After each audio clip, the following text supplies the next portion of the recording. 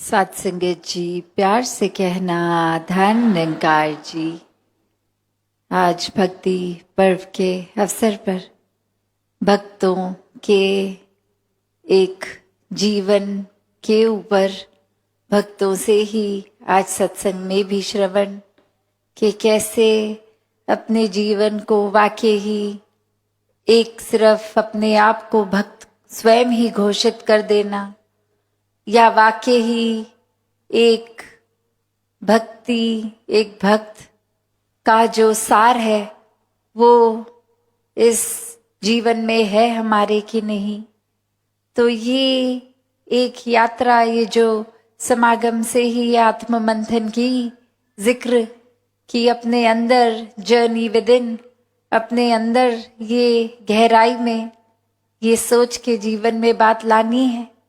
कि सिर्फ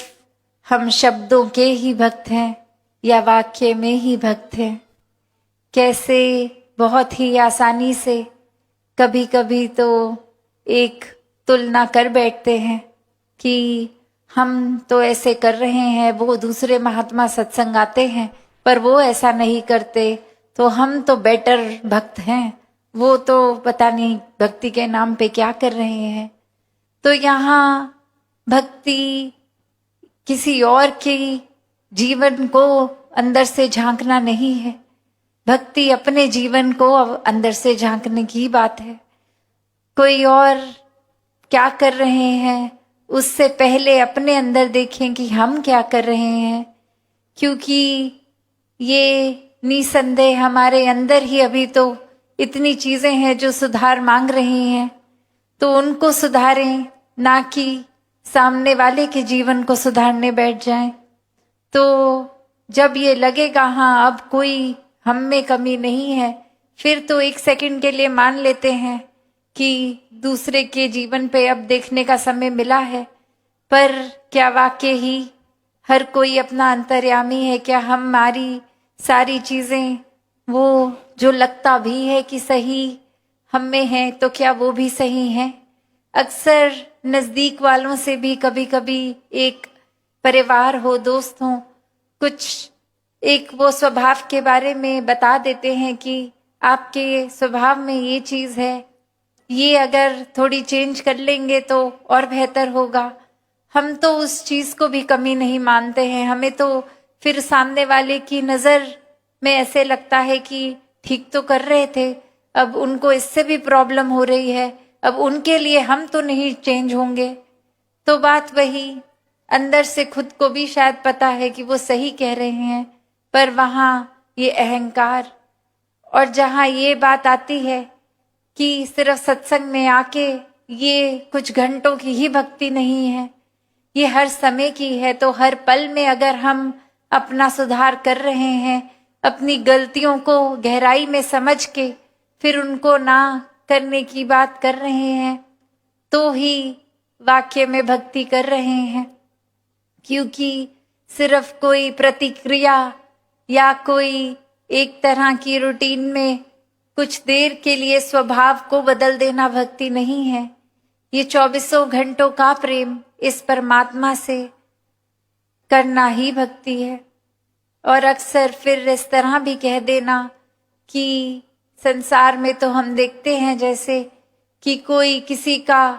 छोटा सा भी अगर गलती, उसको तो तुरंत ही उस हिसाब से बाय लॉ जिस तरह से भी एक सजा होती है वो मिल जाती है, और वहीं नजर जाती है कि किसी और का जीवन उससे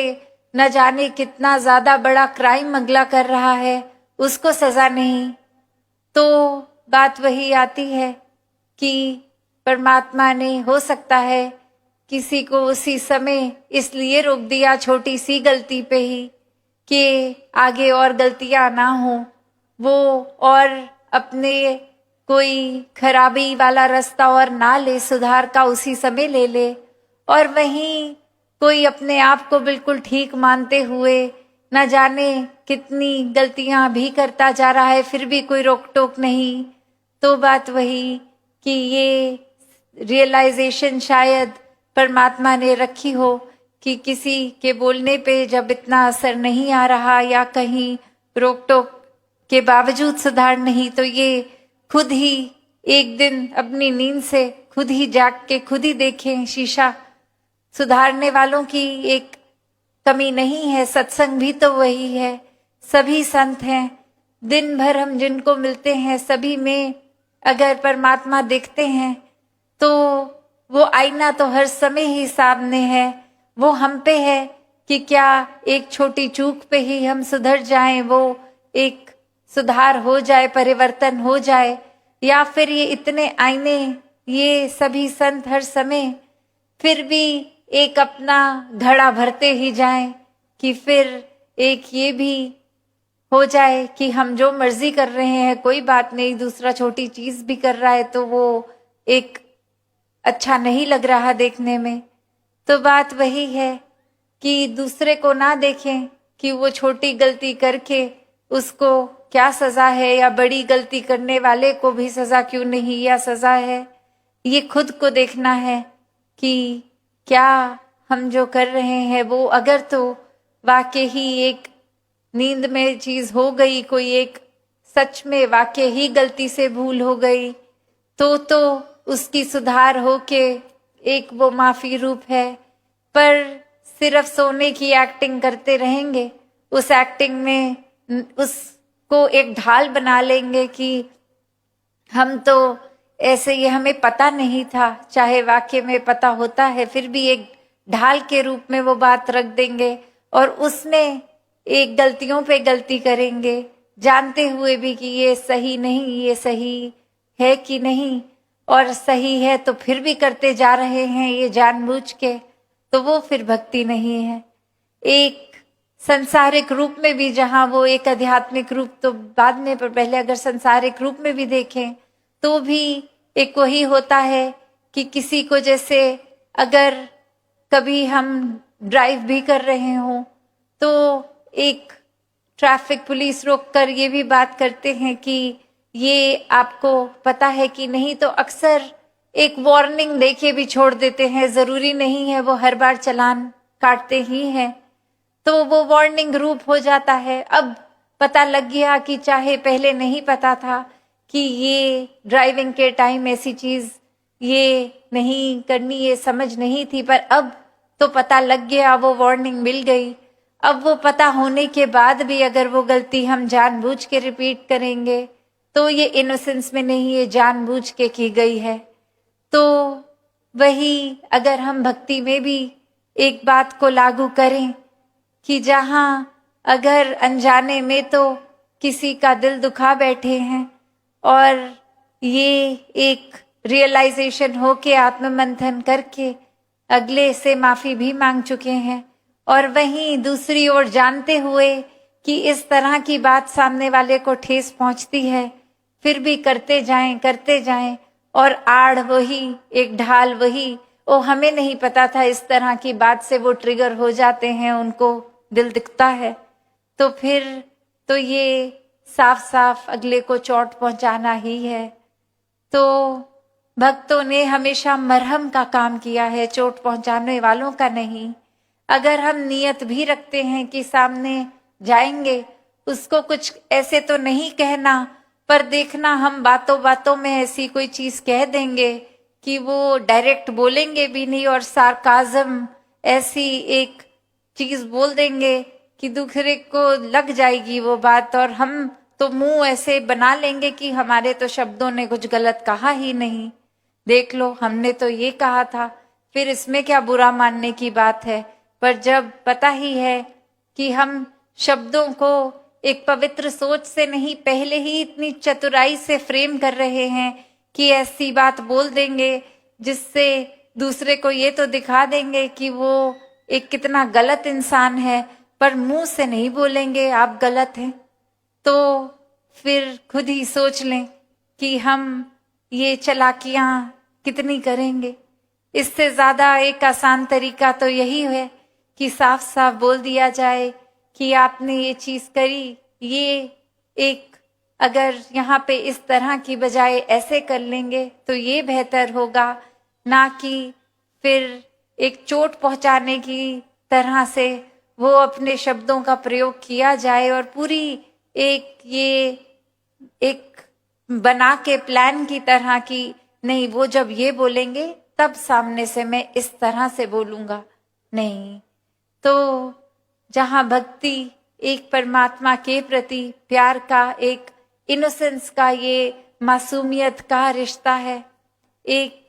चालाकियों का नहीं, वहीं अगर हम हर एक में ही ये निराकार को देख रहे हैं तो फिर औरों के साथ भी ये चालाकियों का एक रिश्ता नहीं चलेगा, ये भी भक्ति के खिलाफ ही है।